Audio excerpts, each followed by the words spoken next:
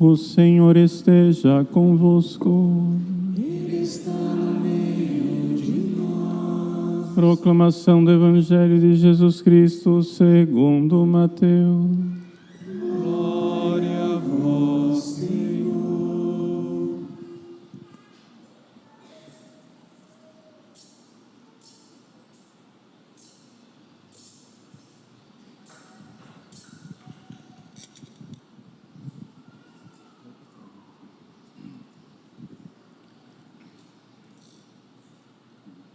Naquele tempo, Jesus disse à multidão: O reino dos céus é como um tesouro escondido no campo. Um homem o encontra e o mantém escondido. Cheio de alegria, ele vai, vende todos os seus bens e compra aquele campo. O reino dos céus também é como um comprador que procura pérolas preciosas. Quando encontra uma pérola de grande valor, ele vai, vende todos os seus bens e compra aquela pérola. Palavra da salvação. Glória a vós, Senhor.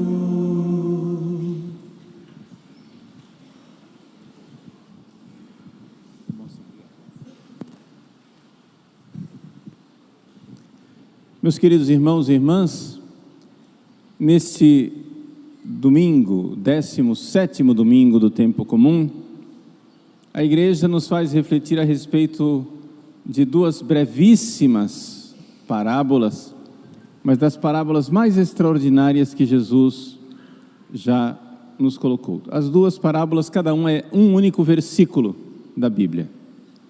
E nesse único versículo, nós temos uma lição importantíssima, que é aquilo que viveram todos os grandes santos. O reino dos céus é como um tesouro.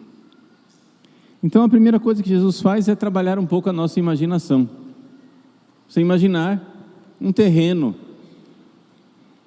baldio, pode ser até um terreno de pouco valor, numa área da cidade, bem em periferia, um terreno pantanoso, cheio de alagamento, de sapos, de cobras, todo tipo de mato ruim, coisa não produtiva, com uma terra pobre, um terreno acidentado, difícil de construir uma casa em cima, um terreno que vai causar infiltrações nas casas, terreno difícil, muito ruim, ruim mesmo. Pense num terreno desvalorizado. Para completar, um terreno que fizeram em cima dele lixão, né? Colocaram um lixo em cima, coisas muito ruins e desprezíveis. Pois bem, no meio deste terreno desprezível, um tesouro escondido. Imagine que ali, naquele terreno, quem diria? Uma jazida de ouro.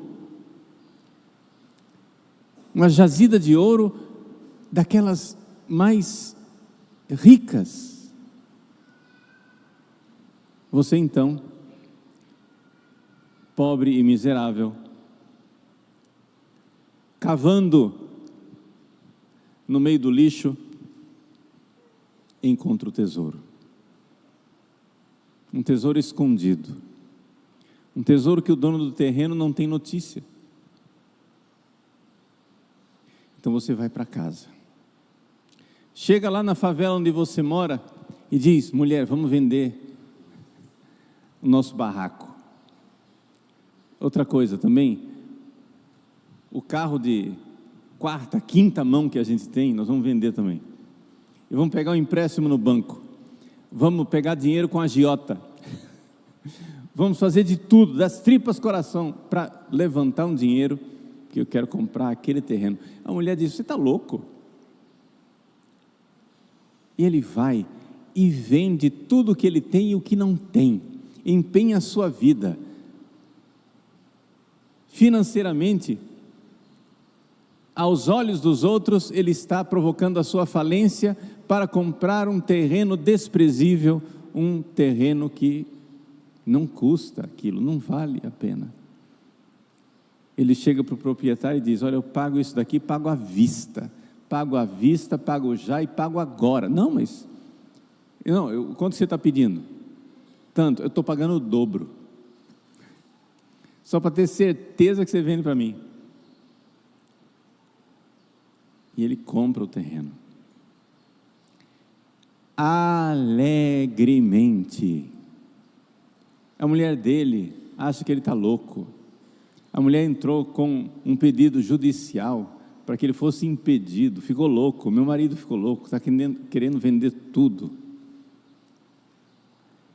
A mulher dele não viu o tesouro. O dono do terreno não viu o tesouro. Ninguém viu o tesouro, mas ele viu. E porque ele viu, ele vende alegremente. Esta, em suma brevidade, é a vida de todos os grandes santos. Os grandes santos da igreja venderam tudo, deram tudo, entregaram tudo. Me digam lá qual é o santo que teve vida boa, que teve vida mansa. Nós estamos concluindo o mês do preciosíssimo sangue de nosso Senhor Jesus Cristo. O que quer dizer preciosíssimo? Quer dizer que Jesus pagou o preço por nós. Jesus vendeu tudo para adquirir o tesouro que somos nós. Mas nós estamos dispostos a vender tudo para adquirir o tesouro que é Jesus? Essa é a vida dos santos. Os santos pagaram o preço. Jesus é preciosíssimo. Vale a pena. O mundo que não viu Jesus acha que nós somos loucos quando queremos pagar o preço. Você conheceu o amor de Deus em Cristo. E você, uma vez que viu o quanto Deus amou você em nosso Senhor Jesus Cristo, você diz: quem nos separará do amor de Cristo? E aí vem a lista do preço. Nem a perseguição, nem a morte, nem a vida, nem a espada, nem a fome, nem a penúria, nada será capaz de nos separar do amor de Cristo. O amor de Cristo é preciosíssimo. Eu estou disposto a pagar o preço para estar com Jesus.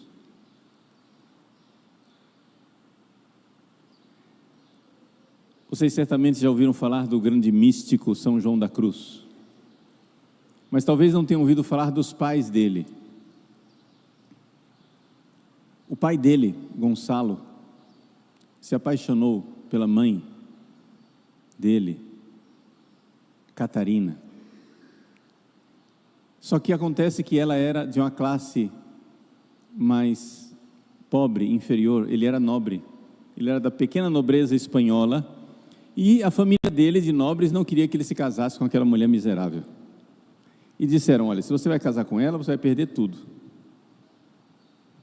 Você vai perder o título de nobreza, os bens da família, tudo, absolutamente tudo.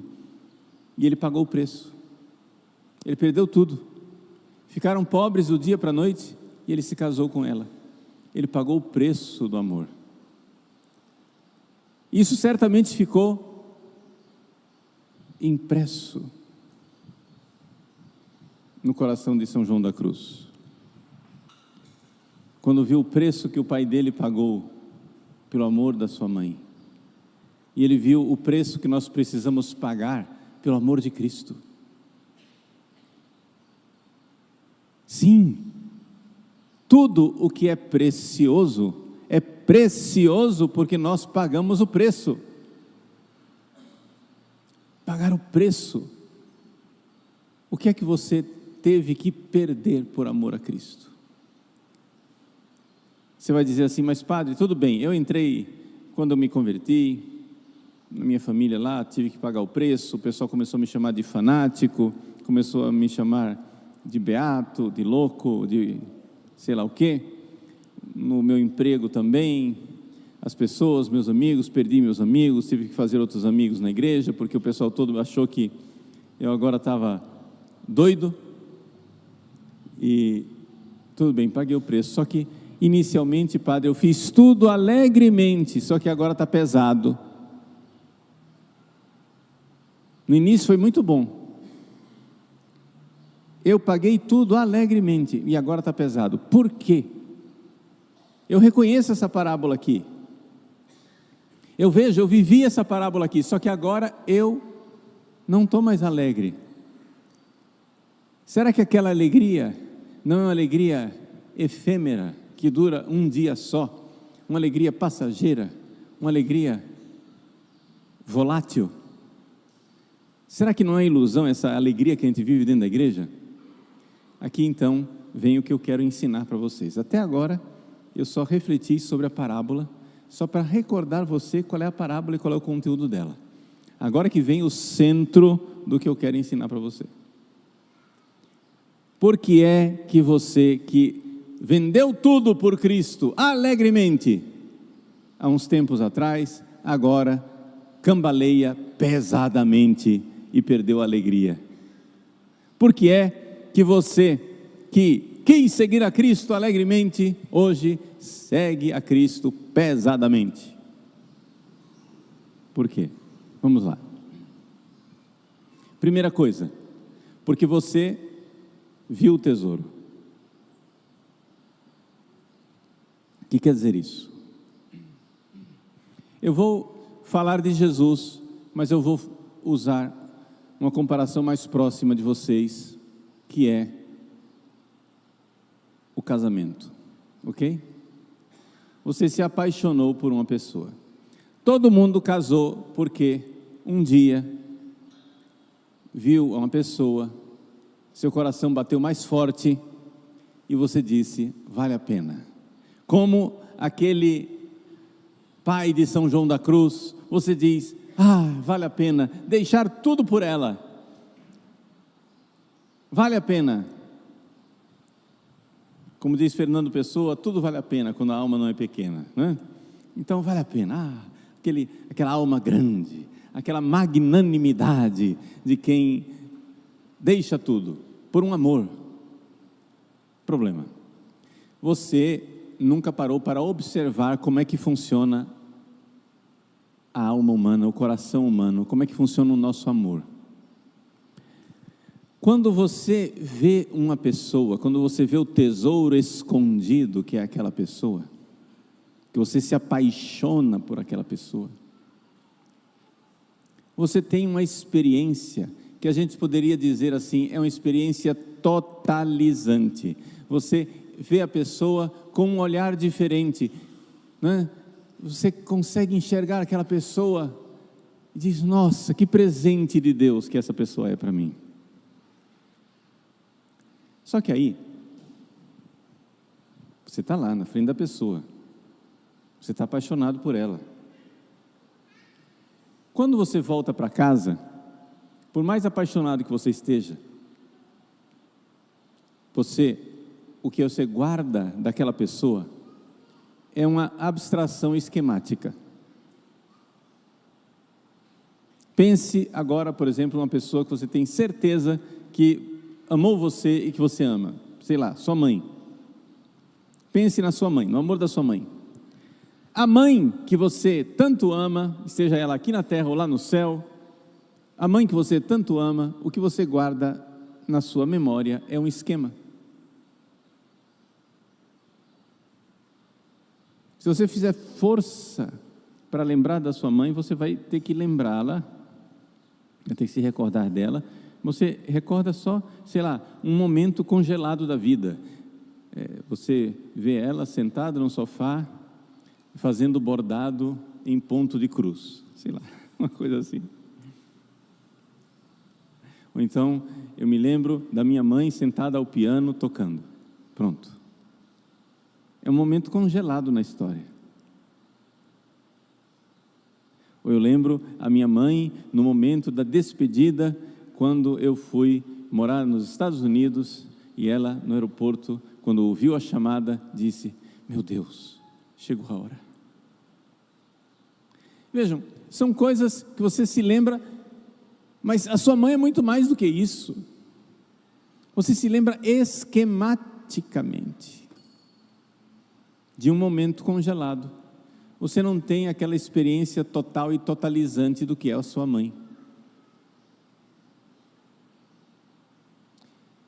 Com o passar do tempo, essas memórias esquemáticas que você tem, elas vão se tornando também contaminadas por memórias ruins.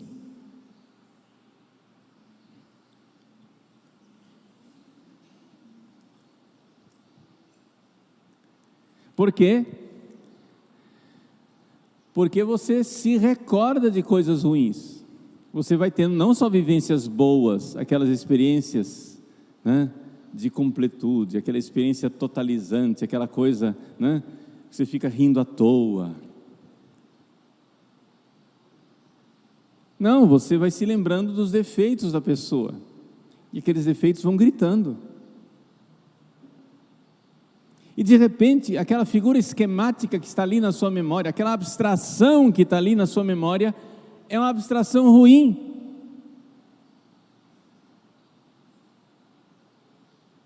Cadê aquela pessoa que alegremente se casou? Ontem eu celebrei um casamento. Aí eu saí de casa e brinquei com o padre Overlando e disse assim: padre, será que quando a gente chegar na porta do céu, Deus vai nos perdoar os casamentos que nós celebramos? O mal que a gente fez para essas pessoas. É brincadeira. Mas, vejam, todo mundo que se casa apaixonado, sim ou não? Se casa alegre, feliz. Até que aquela pessoa, aquela experiência totalizante de tesouro que você tinha, vai se tornando cada vez mais uma lembrança esquemática, meio fantasmagórica, onde os defeitos começam a gritar e as virtudes estão cada vez mais escondidas. E é por isso que tudo se torna pesado. E o casamento fica pesado. E o seu filho fica pesado. E seu emprego fica pesado. E seus amigos ficam pesados. E se acordar cedo de manhã para ir à missa no domingo fica pesado. E o sacerdócio fica pesado. E tudo fica pesado. Por quê?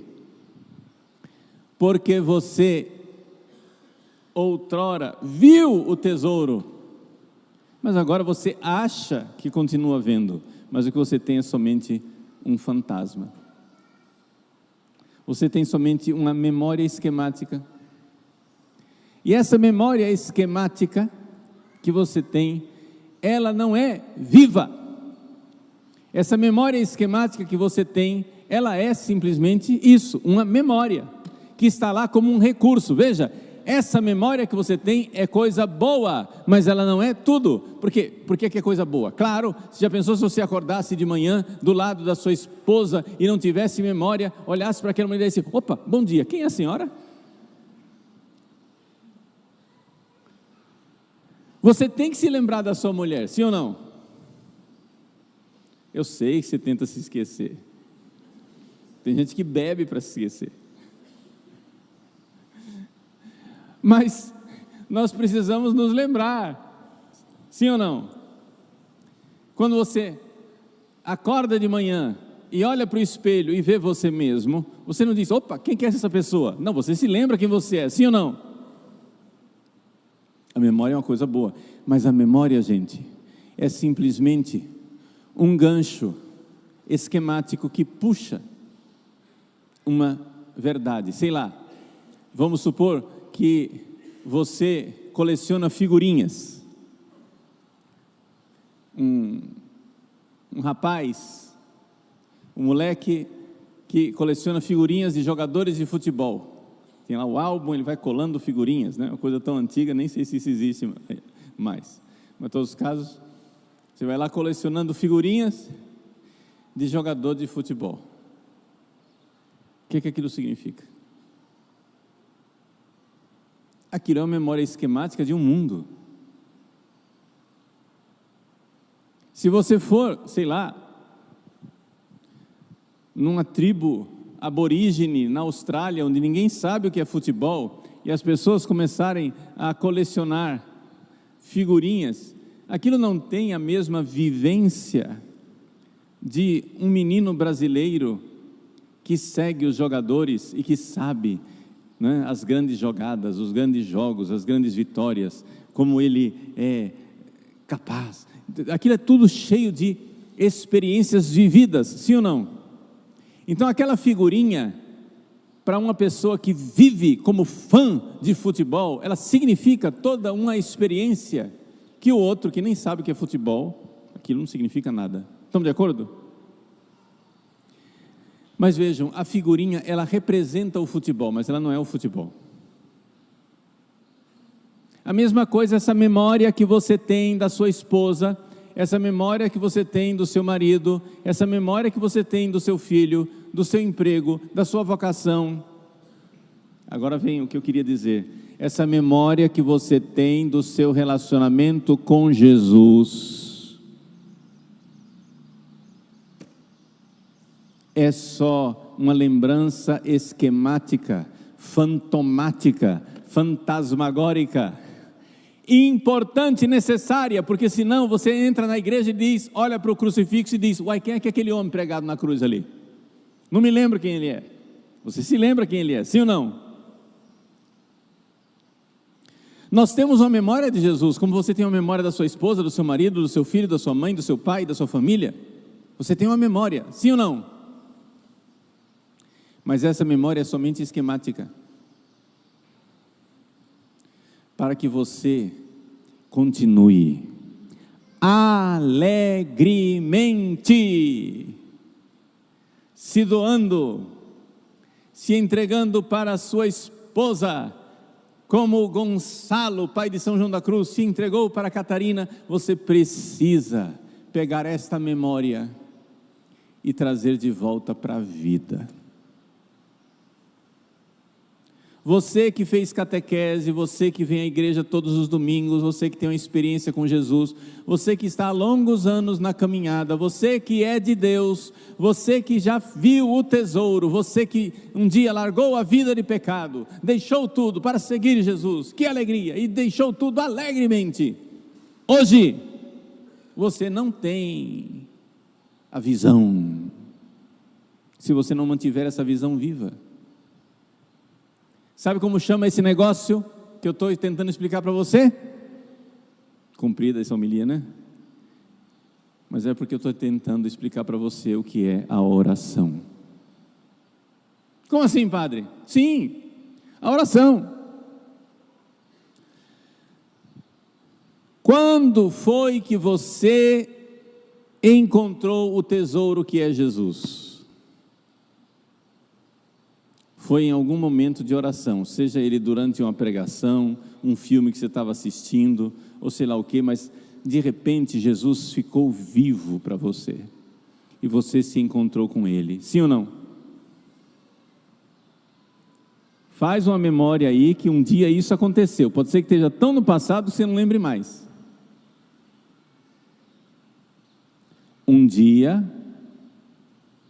Jesus foi para a maior parte de nós uma pessoa viva com a qual nós nos encontramos. Agora ele é uma memória esquemática, morta, que nós precisamos trazer à vida outra vez na oração. Dito isso, voltemos à história do casamento. Só para você lembrar, vamos lá, como que faz isso? Vejam, você se apaixonou pela sua Catarina, pelo seu Gonçalo, como os pais de São João da Cruz. Aquela pessoa é uma pessoa viva, você vê o tesouro escondido, e você está disposto a deixar tudo para se casar com ela. É uma experiência humana, comum, isso aconteceu com a maior parte de vocês um dia. O pessoal casado, lembra, lá atrás, né? Anos atrás, Estão lembrados? É uma memória apagada no passado. Você já gostou desse negócio aí com o qual você casou? Está lembrado? Hein? Estou olhando para os casados aí. Lembra? Lembra daquele negócio com o qual você casou? Um dia você já gostou disso aí. Ok. Ressuscita isso. Isso existiu. Aquilo não foi um engano, gente. Você não casou enganado. Esta pessoa é preciosa. Mas, padre, eu não sabia de tal defeito, tal defeito, tal defeito, tal defeito, tal defeito, tal defeito, e os defeitos estão gritando. Mas esses defeitos que estão na sua memória são somente um esquema do que a pessoa é. A pessoa não é o defeito. A pessoa é preciosa, Cristo morreu na cruz por ela. A pessoa é preciosa pelos olhos de Deus. Jesus olha para nós. Todos nós somos preciosos aos olhos de Cristo. Ele olha para nós e Ele não vê só o nosso defeito. Deus olha para nós e vê o preço que Ele pagou por nós e vê que nós valemos a pena. Deus ama você. Jesus não está arrependido de ter pagado o preço na cruz por você. Jesus não se arrependeu. Jesus olha para você, somente Deus, gente, somente Deus é capaz de ver e olhar você como você é. Eu olho para você e vejo alguns aspectos, mas Deus vê você todo, vê você inteiro. Minha senhora, você que está com raiva do seu marido, Deus vê seu marido com outros olhos, graças a Deus, não com os seus. Ele olha para você e vê que Ele é precioso. Meu Senhor, que está com raiva da sua esposa, Deus olha para a sua esposa com outros olhos. Graças a Deus, Ele não olha com o seu olho estrábico. Ele vê em profundidade. Deus vê o tesouro que cada um de nós somos. Deus vê que você é precioso. Nem você se vê assim. Quando você lembra de você, pensa em você agora. O que é que você tem agora na sua cabeça aí? Você tem um esquema de você mesmo, sim ou não? Uma lembrança de você. Mas Deus não tem uma lembrança de você. Deus vê. Com aquela luz sobrenatural, Deus vê você, sua história inteira. Sua vida, cada detalhe. Cada fibra do seu coração, cada recanto da sua alma, Deus vê e ama, e renova o sacrifício da cruz, o preço de amor. Ele derrama o seu preciosíssimo sangue, Ele paga o preço. Jesus paga o preço alegremente por você. E de repente, de eu narrar isso, de eu dizer para você o preço que Jesus pagou por você, você começa a se olhar com outro olhar, e de repente você não é mais uma memória esquemática. Você, por uma fração de segundos, você consegue ver: meu Deus, eu sou amado. Meu Deus, Ele me vê. Meu Deus, Ele me conhece. Meu Deus, eu sou outra pessoa. Eu não sou aquilo que eu penso que eu sou. Eu valho o sangue de Deus. Eu sou precioso. Eu não pagaria este preço por mim. Quando alguém quisesse pagar este preço que Jesus pagou por mim, eu diria: você é louco, não vale isso tudo, é trapaça. Você está sendo passado para trás, não paga. Se alguém dissesse assim: olha, Jesus é Deus, Deus está querendo vir ao mundo e pagar o preço do sangue dele para levar você para o céu, você diria assim: fala para Deus que ele está enganado, ele vai ser passado para trás, não vale a pena, não compra, não paga o preço. Mas Deus não se engana. Deus não engana, não se engana. Deus não engana ninguém. Ele olha para você com um olhar que você não é capaz de olhar. Você não se conhece, Deus conhece você. Você só tem um esquema de você mesmo na sua cabeça. Deus está vendo você com profundidade, Ele ama você, Ele perdoa, Ele sabe dos seus pecados, Ele sabe dos seus defeitos, Ele sabe de tudo. Deus não comprou você enganado. Deus não pagou o preço por você enganado. Jesus não morreu na cruz enganado. Ele sabe quem você é perfeitamente, mais do que você jamais saberá. Nem no céu você vai se ver com a profundidade com que Jesus vê você.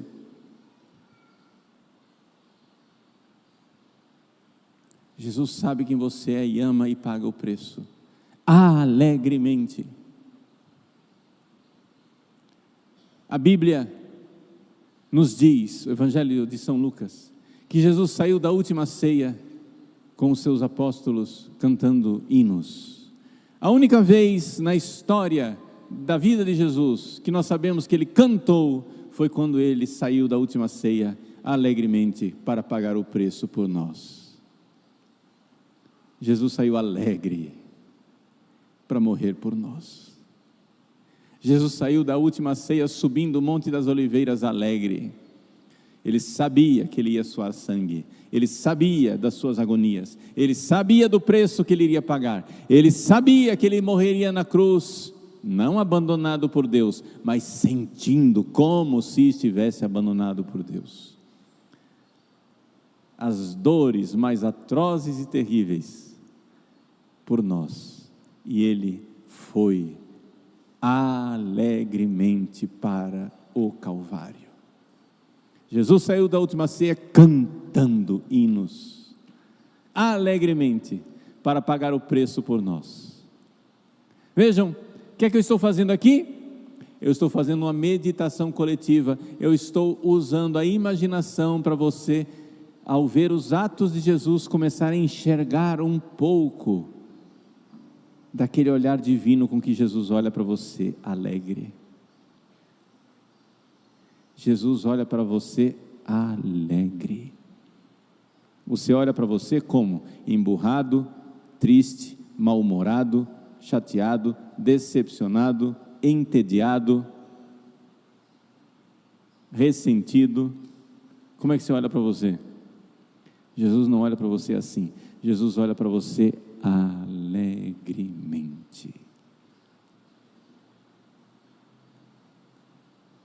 Ele vê você de verdade. Ele não vê um esquema. Ele vê você. Meus queridos, ao fazer essa meditação, o que é que eu estou fazendo? Eu estou conduzindo vocês num momento de oração.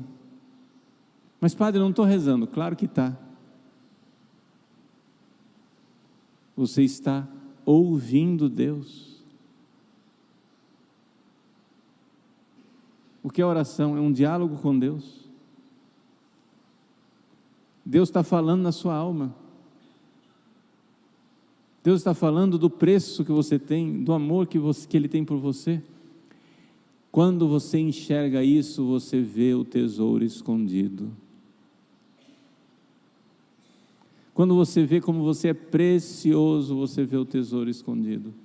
Quando você vê o quanto o seu marido é precioso para Jesus, sua esposa é preciosa para Jesus, você vê o tesouro escondido. E o grande tesouro escondido é o amor de Jesus por nós. Se você não vê o amor de Jesus por uma pessoa, você não conhece essa pessoa.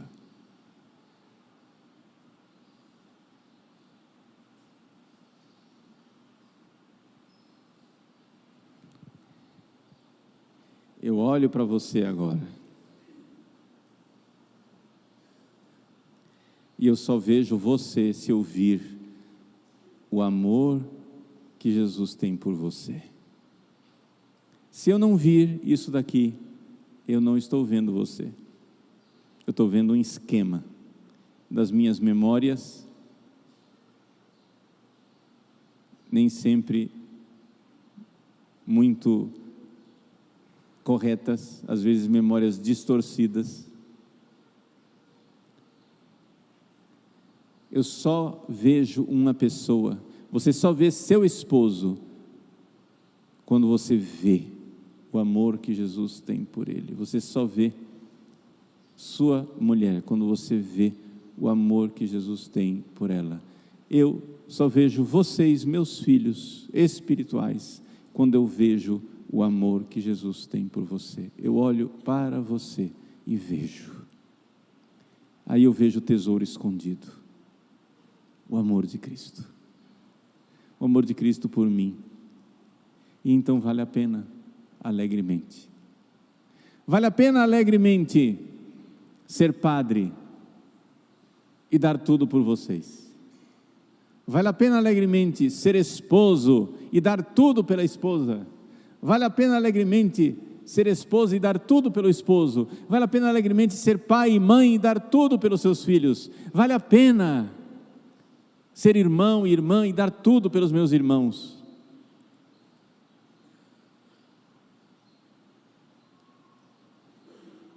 Tudo vale a pena quando a alma não é pequena, e a única alma que não é pequena é a alma de Cristo. Cristo olhando para nós. Com que alma Ele nos olha e Ele nos vê? Eis o tesouro escondido. Jesus nos vê. Meus queridos, vamos amarrar as pontas e concluir essa homilia. Você precisa de oração. Por que é que você precisa rezar?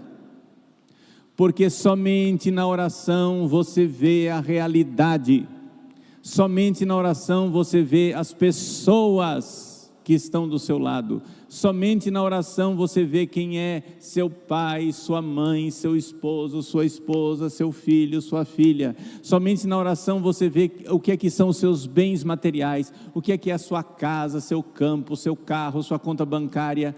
Somente na oração você vê quem é você, o seu corpo, sua saúde, sua vida, seus dias, sua vocação. Somente na oração você vê, porque somente na oração a alma de Cristo vê tudo, e ela mostra para você o que ela está vendo. Esse é o tesouro escondido, o amor de Cristo. Com que amor Cristo olha para todas essas coisas, dando o peso que cada coisa tem, a importância que cada coisa tem. Jesus vê todas as coisas, e se você não for para a oração, você está fora do mundo. Se você não reza todos os dias e reza muito, você vive a partir de esquemas fantasmagóricos, daquilo que você guarda de memória, e às vezes memória má, às vezes memória vã, às vezes memória ridícula daquilo que são as coisas. Supervalorizando coisas que não têm valor e desvalorizando coisas preciosas. Você vem para a igreja, mas não rezou. Você vem se arrastando, porque você não viu o tesouro. Você viu um dia lá atrás o tesouro de Cristo, mas você precisa nascer todos os dias. Você precisa de oração todos os dias, como você precisa respirar, como você precisa tomar banho todos os dias, como você precisa se alimentar todos os dias, como você precisa dormir todos os dias. Você acorda e Deus te diz: filho, reza, filha, reza, e você diz: mas de novo, já rezei ontem. Mas você não diz de novo, já tomei banho ontem. Você não diz de novo, já comi ontem. Você não diz de novo, já dormi ontem. A oração é uma atividade necessária para nos mantermos com os pés no chão. As pessoas que dizem assim: não, mas isso daí, a oração é para as monjas, não é para mim. Quer dizer, então você nasceu para viver num mundo fantasmagórico, de lembranças esquemáticas, de monstrinhos que estão ao seu redor. Então você lembra do Brasil e lembra das histórias traumáticas do Brasil, e você odeia o seu país. Aí você lembra do seu emprego, e você lembra das histórias traumáticas do seu emprego, e você já não quer mais trabalhar.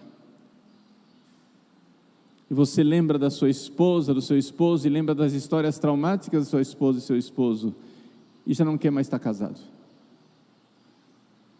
E você lembra de você, e só lembra das histórias traumáticas de você mesmo, e já não quer mais existir. E fica com pensamentos de morte, querendo se matar. Mas você não vê que você vive num mundo de fantasmas, porque não reza.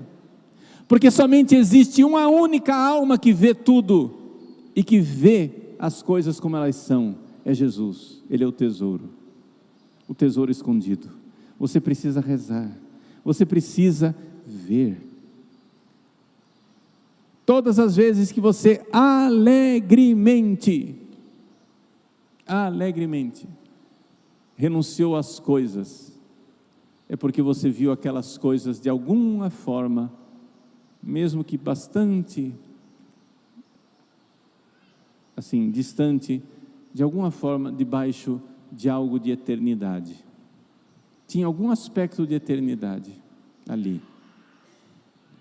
Mesmo quando você se apaixonou pelo seu namorado, tinha alguma coisa do eterno.